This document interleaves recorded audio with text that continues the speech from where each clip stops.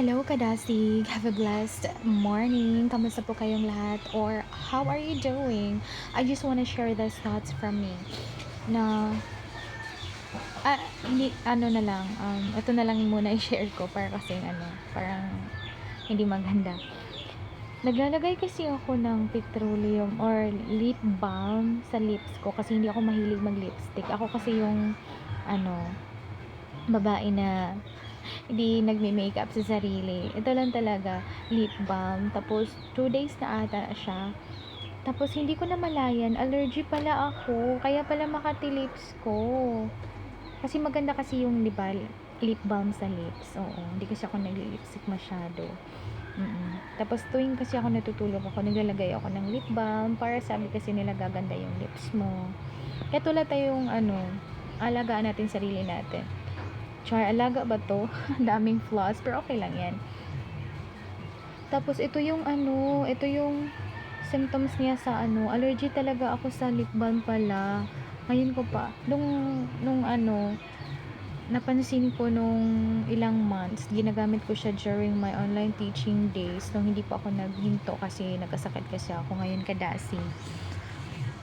Akala ko hindi ako bakit ba nangangati itong lips ko sa ba to, sa mga kinakain ko. During that time din, nag-apply din ako ng lip balm. So ito medyo nagka-crack siya, tapos nangangati, ganun. So ngayon ko lang namalayan. Share ko lang sa inyo, ako lang ba ganito, yung yung may allergy sa lip balm. Ewan ko, baka iba na lip balm yun. Pero siya, Vaseline. Vaseline, oo, Pero hindi naman ako ganito palagi. Minsan nga nag-a-apply ako dati, hindi naman ako ganito eh. Siguro expired ata yun, no? Pero hindi naman. Nagka-crack siya. Muntik na nasugatan yung lips ko. So, meaning to say, kailangan ko munang hindi mag-apply ng lip balm. So, share ko lang kasi baka meron din dyan na katulad ko na allergy sa lip balm. Oo. Pasensya na kayo sa mukha ko. Ganito talaga yung ko. Marami akong maliliit na mga pimples. Siguro sa din to, I have my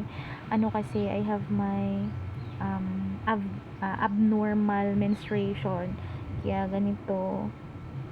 Dami ko talagang flaws. Pero okay lang yan. Thank you so much pala mga kadasig sa pagsusupport niyo sa channel ko. Maraming salamat sa panunood. At naway okay lang kayo dyan palagi. Mahal na mahal ko kayong lahat. God bless you all.